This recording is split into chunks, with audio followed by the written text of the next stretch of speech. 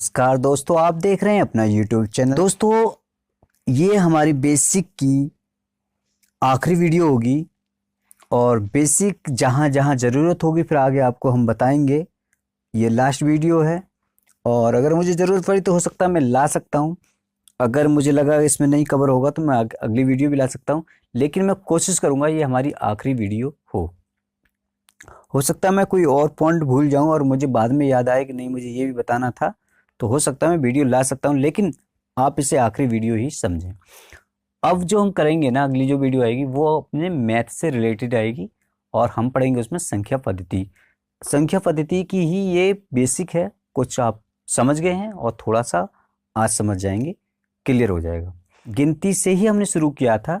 अगर आपने पहली वीडियो नहीं देखी है तो वो भी देख लीजिए, क्योंकि हमने गिनती से शुरू किया था और गिनती पे ही ख़त्म कर रहे हैं।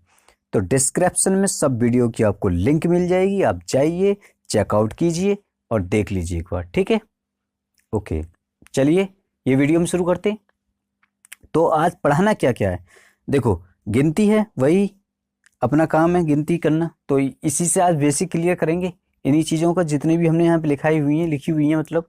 तो क्या क्या करना है, देखो धनात्मक संख्या या धन पूर्णांक कौन सी होती हैं, ये चीज़ जान लीजिए। आज ये बात सिखाने वाले हैं, धनात्मक संख्या या धन पूर्णांक कौन सा होता है। देखो 1 2 3 4 5 6 जीरो छोड़ के जितनी भी आगे को संख्या जाएंगी, जहाँ तक भी जाएंगी, वो क्या है हमारा धनात्मक संख्या कहलाती है या धन पूर्णांक कहलाता है। अगर मैं कहूँ ये नेचुरल नंबर भी होती है, यानी प्राकृतिक संख्या भी यही होती हैं, प्राकृतिक संख्याएं भी यही कहलाती हैं। तो आप समझ गए प्राकृतिक संख्या कौन सी होती है। जीरो छोड़ के बाकी ऊपर को जो होता है ये क्या होती है, प्राकृतिक संख्या होती हैं। एक पॉइंट हमारा क्लियर हुआ, यहाँ से हम धन पूर्णांक भी होता है, ये प्राकृतिक संख्या भी यही और धन पूर्णांक भी यही होती है ना, धनात्मक संख्याएं भी यही होती हैं। क्लियर हो गया, यानी कि धनात्मक संख्या भी यही है, धन पूर्णांक भी यही है और प्राकृतिक संख्या भी यही है। ये पॉइंट हमारा क्लियर हो गया। चलते अपने दूसरे पॉइंट की तरफ।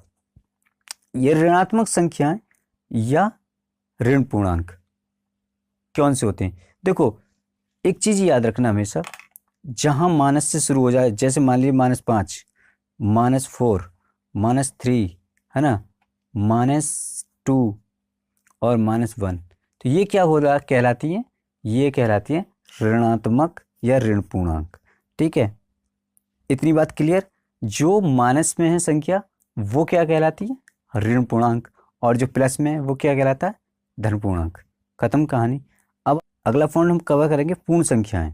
तो पूर्ण संख्या जान लेते हैं। देखो एक संख्या हमारे पास, मान लीजिए ये जीरो हम इंक्लूड कर देते हैं साथ में, है ना। अभी हमने प्राकृतिक नंबर पढ़े थे ना, जैसे मान लीजिए हमने जीरो इंक्लूड कर दें, जैसे 0 1 2 3 4 5 6 7 डैश डैश आगे जितनी भी संख्या है, तो ये क्या कहलाती है, पूर्ण संख्या कहलाती है। क्या कहलाती है, पूर्ण संख्या कहलाती है। हमारा अगला पॉइंट है सम संख्याएं। सम संख्याएं जो 2 से पूरी तरह डिवाइड हो जाएं, है ना, वो सम संख्या कहलाती हैं। जैसे मान लीजिए हम 2 से भाग लगाएं तो ये कटता है, तो ये सम संख्या है ना। अगर हम 4 में लगाएं 2 से भाग तो ये भी कटता है, तो ये भी सम संख्या है। 6 में लगाएं तो ये भी सम संख्या है। और अब इतनी बात समझ में आ गई, जो 2 से डिवाइड हो जाए वो क्या कहलाती है, सम संख्या है। ओके, ये पॉइंट भी हमारा क्लियर। अब आ जाते हैं अपना अगले पॉइंट पे, विषम संख्याएं कौन सी कहलाती हैं, जो 2 से डिवाइड नहीं हो उनको हम क्या बोलते हैं, विषम संख्या बोलते हैं। क्या, जो 2 से डिवाइड ना हो उनको क्या बोलते हैं हम, विषम संख्या बोलते हैं। क्या 1 2 से डिवाइड होता है, नहीं। क्या 3 होता है, नहीं। 5 होता है, नहीं। 7 होता है, नहीं। 9 होता है, नहीं। तो इसका मतलब, कहने का मतलब ये है, सम और विषम संख्याओं के अंदर क्या है, 2 का गैप चलता है, और इनके अंदर क्या है, एक 2 से पूरी तरह डिवाइड हो जाती है और एक नहीं होती है। जो डिवाइड होगी वो सम संख्या, जो डिवाइड नहीं होती वो विषम संख्या। हमारा ये भी पॉइंट क्लियर।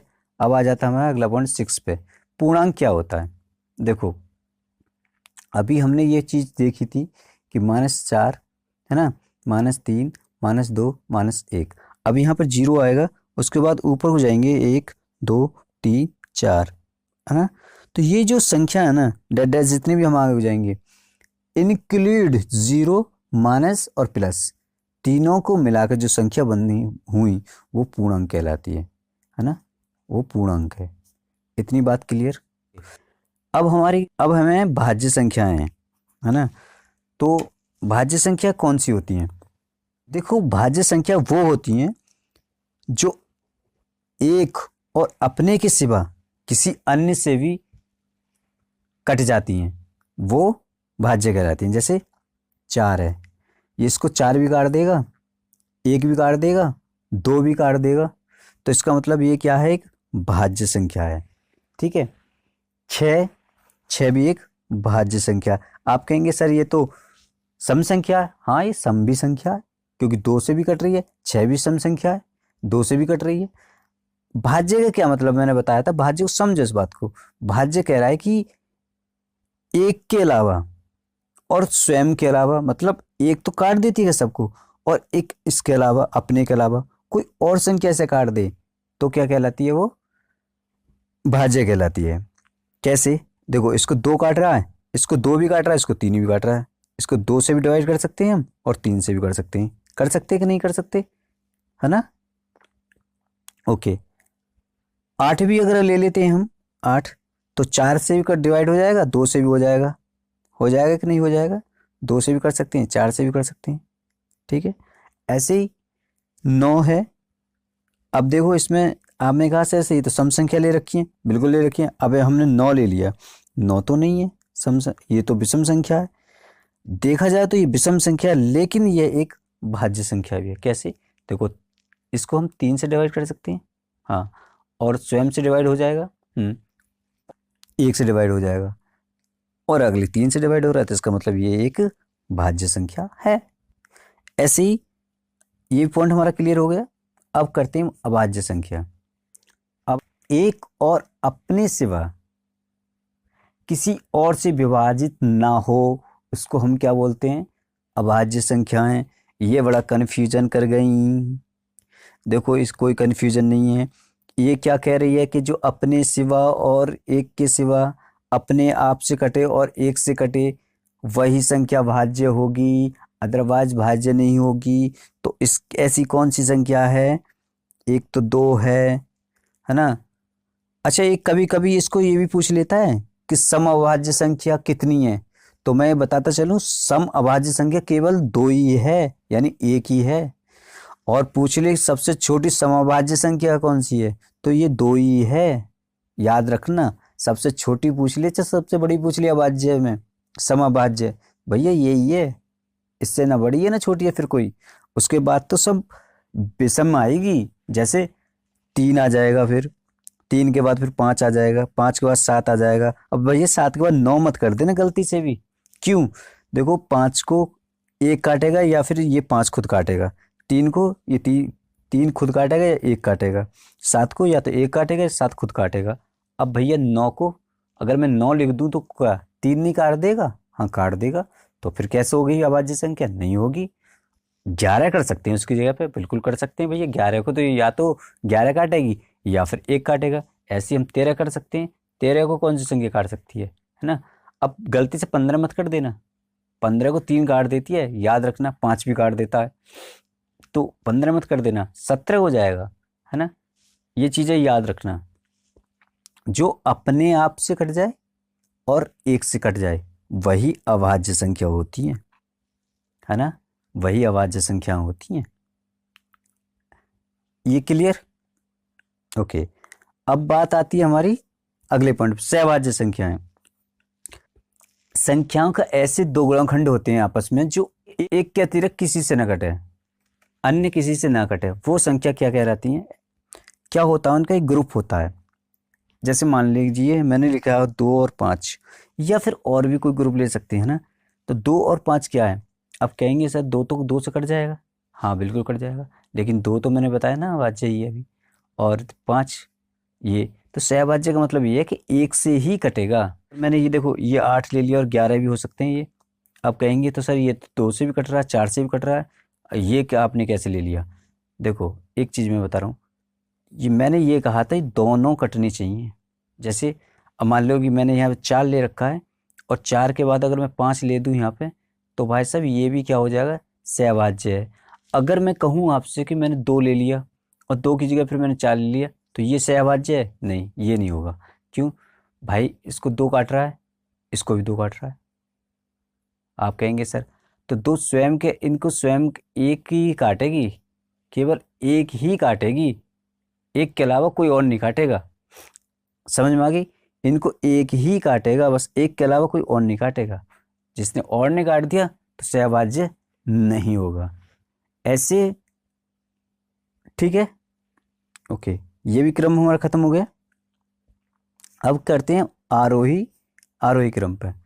देखो इसको हम बढ़ता हुआ क्रम बोलते हैं, बढ़ता क्रम। मान लीजिए कोई संख्या में दे रखी है ना, कोई भी हम ए टू जेड हम मान लीजिए कहीं से भी कोई संख्या में दे रखी है और उल्टी सीधी पड़ी है। अगर मान लो ये संख्या हमें दे रखी है, इसमें से हमसे पूछ लिए भाई आरोही क्रम में लिखिए, तो हम सबसे पहले से सबसे छोटी संख्या ढूंढेंगे। 2 है, उठा ली। फिर उससे बड़ी ढूंढेंगे, 4 है, वो भी उठा लिया। फिर उसके बाद हम उससे बड़ा ढूंढेंगे, 5 है, वो भी उठा लिया, है ना।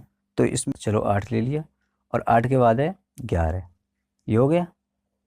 ये तो होता है बढ़ता हुआ क्रम। अवरोही क्रम क्या कहलाता है? अवरोही क्रम कहता है घटता हुआ क्रम, घटता हुआ क्रम, ठीक है, घटता क्रम। अगर मैं कहूँ आपसे ये संख्या हमसे घटता हुआ क्रम में लिखवाते तो हम कैसे लिखते? भाई 11 को यहाँ लिखते, 8 को फिर लिखते, 5 को लिखते, 4 को लिखते, फिर हम 2 को लिखते। इसका मतलब क्या हुआ? ये घटता हुआ क्रम है। बात क्लियर? ओके। आरोही क्रम अवरोही क्रम तक तो आपने पढ़े हैं, चलो वो तो समझ में आ गया होगा। अब बात करते हैं परवर्ती या पूर्ववर्ती की। इसमें हम थोड़ा सा एक संख्या लिख लेते हैं। जैसे मान लीजिए मैंने लिख रखी है 1 2 3 4 5 6 7 8। अगर मुझसे कहा जाए परवर्ती का क्या मतलब होता है, परवर्ती का मतलब होता है प्लस, है ना, प्लस। अब कितना प्लस है वो संख्या के दी हुई संख्याओं पर डिपेंड करता है ना। कितना प्लस है वो दी हुई संख्याओं पर डिपेंड करता है। तो अब यहाँ पे आप एक चीज देखिए, मुझसे मैं कह रहा हूँ कि 1 का प्रवर्ती क्या है, तो 2 है, 2 का प्रवर्ती 3 हो जाएगा, 3 का क्या हो जाएगा 4, 4 का 5, 5 का 6, 6 का 7, 7 का 8। मतलब इसमें एक ऐड होता चला जा रहा है। परवर्ती का मतलब ये है, कोई मुझसे पूछ ले भाई इसमें 5 का प्रवर्ती कौन सी होगी, तो मैं बोल दूंगा भाई 6 होगा। और मुझसे पूछ ले भाई 7 का प्रवर्ती, तो 8 हो जाएगा। अब ऐसे ही यहाँ पर पूछ ले, ऐसे मैं यहाँ भी लिख लेता हूँ 2 3 4 5 6 7 8। कोई मुझसे पूछे भाई 4 का पूर्ववर्ती क्या होगा, तो मैं बोल दूंगा 3 होगा। मैं बोल दूंगा, वो पूछ 3 का क्या होगा तो 2 बोल दूंगा। आप एक बात समझे, आरोही और अवरोही क्रम की ही तरह है। समझ में आ गई?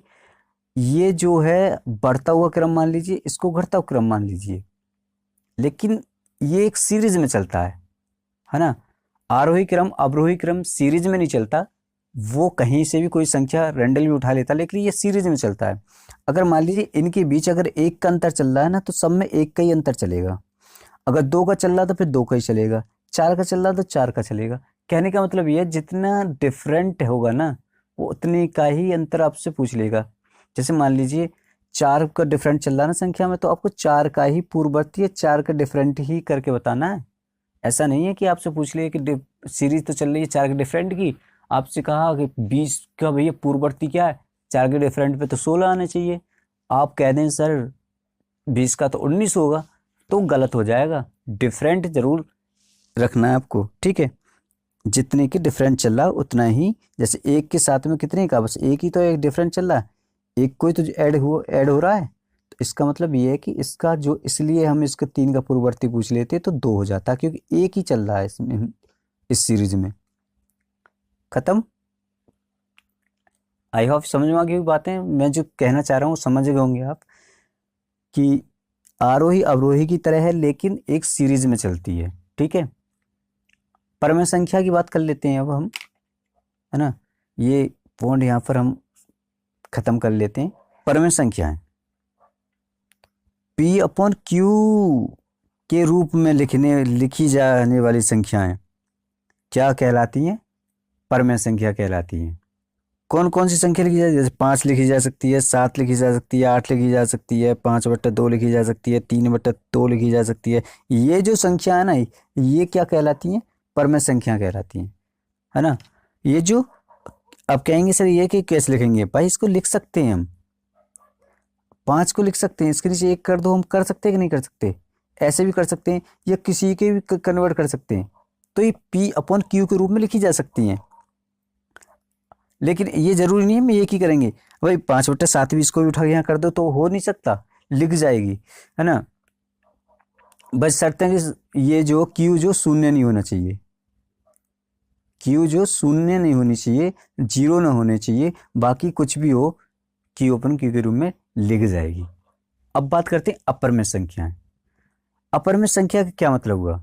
देखो, अपर में संख्या का मतलब हुआ जो इस फॉर्म में नहीं लिखी जा सकती, P अपॉन Q के रूप में नहीं लिखी जा सकती, नहीं लिखी जा सकती, उनको क्या बोलते हैं हम? अपर में संख्या बोलते हैं। जैसे यार देखिए, एक पाई का मान है, क्या इसको हम लिख सकते हैं Q अपन के रूप में? नहीं। जैसे √2 को लिख सकते हैं हम? नहीं। जैसे √3 को लिख सकते हैं? नहीं। -√3 को लिख सकते हैं? नहीं। जैसे भी मतलब ऐसी वो संख्या जिसको हम इस रूप में नहीं लिख सकते, वो क्या कहलाती हैं? अपर में संख्या कहलाती हैं। इतनी बात पल्ले पड़ रही है ना? अगर नहीं पढ़ी तो एक बार वीडियो फिर देखिएगा, फिर से रिवाइंड करिएगा, है ना, आपको समझ आ जाएगी। ऐसा नहीं है कि देखो पहली बार में चीज़ें नहीं पल्ले पड़ती हैं। अगर आप पहली बार इन चीज़ों को सीख रहे हैं तो नहीं पल्ले पड़ेगी, हो सकता है थोड़ा सा दिक्कत पैदा करें। को और समझने की कोशिश करिए, गहराई में जाने की कोशिश करिए तो आप समझ जाएंगे। ठीक है, अब बात कर रहे हैं वास्तविक संख्या की। वास्तविक संख्या कौन सी होती है? परमेय और अपरमेय संख्या का मिश्रण ही क्या कहलाता है? देखो, इन दोनों का मिश्रण ही क्या कहलाता है? वास्तविक संख्या कहलाता है। जैसे 5, 7, 8, √2, √3, ये क्या कहलाएगा? ये वास्तविक संख्या कहलाता है। क्लियर? क्लियर ना? ओके, अब आ जाइए जो चीज़ मैं सिखाना चाह रहा था लास्ट के लिए, इन चीज़ों पर आ जाइए। देखिए, अब सीखेंगे हम स्थानीय मान, और ये बहुत इंपॉर्टेंट है। चैप्टर के हिसाब से भी होता है, ये एग्जाम में क्वेश्चन भी पूछ लिया जाता है। मैं कोई संख्या ले लेता हूँ, अब ऐसा नहीं है कि आप कहें कि सर आपने क्या ले लिया, मैं कुछ भी ले सकता हूँ, है ना। अब मुझसे पूछ ली 2 का स्थानीय मान कितना है ना। तो देखो, 2 का स्थानीय मान निकालने के लिए मैं क्या करूँगा, ये दोनों में बहुत बड़ा अंतर है। एक पूछ ले स्थानीय मान और एक है, साथ में लेके चलते हैं पॉइंट को भी, ठीक है, जातीय मान। इसको हम इंग्लिश में फेस वैल्यू बोलते हैं और इसको हम प्लेस वैल्यू बोलते हैं। ठीक है, अगर मुझसे पूछ ले 2 का स्थानीय मान कितना है, तो एक ही जगह 2 दिखाई दे रहा है मुझे, यहाँ पर मैं लिखूंगा 2, है ना, उसके बाद 2 जीरो लगा दूंगा। ठीक है, इतना है, 200 है। ठीक है, 2 का स्थानीय मान 200। अगर पूछ ले फेस वैल्यू कितनी है, मतलब जातीय मान कितना है, तो भैया 2 का जातीय मान 2 ही है। ठीक है, समझ में आ रही है जातीय मान और फेस वैल्यू में? अगर तुमसे पूछ ले 3 का स्थानीय मान कितना है, तो आप क्या करेंगे, 3 लिखेंगे और 3 के बाद 1, 2, 3 जीरो है, भैया लिख दो। 3000 क्या है, ये स्थानीय मान है। अगर पूछ कह दे आपसे कि जातीय मान बताइए भैया 3 में, तो जातीय मान 3 ही है केवल। समझ में आ गई? स्थानीय मान क्या, जो अंक के बाद कितने अंक है वो देखने होते हैं, तब हम उसके बाद जीरो लगा देते हैं। ठीक है, और जातीय मान जो अंक पूछ लिया जाता है वही जातीय मान होता है, खत्म कहानी। ठीक है, आई होप जो मैं समझाने की कोशिश कर रहा हूँ समझ गए होंगे। मतलब मैं फिर से एक बार बता रहा हूँ कि स्थानीय मान के बजाय से स्थानीय मान पूछे, उसके बाद हम ये लिख के 3, उसके बाद जो भी बच रहा है आगे जीरो लगा देते हैं। अगर पूछ ले हमसे जाति, अगर ये वाला मान पूछ ले जातीय मान, तो हमारे आगे जो हमसे पूछ रहा है वो जिस अंक का पूछ रहा है उसी अंक को उठा के यहाँ रख देते हैं, भैया वही हमारा फेस वैल्यू होगी। ठीक है, फिर समझ में आ गई? अगर समझ में आ गई और अच्छी लगी हो वीडियो तो शेयर करें, लाइक करें और चैनल पर नए हैं तो सब्सक्राइब कर दें। मिलते हैं अगली वीडियो में, तब तक के लिए जय हिंद।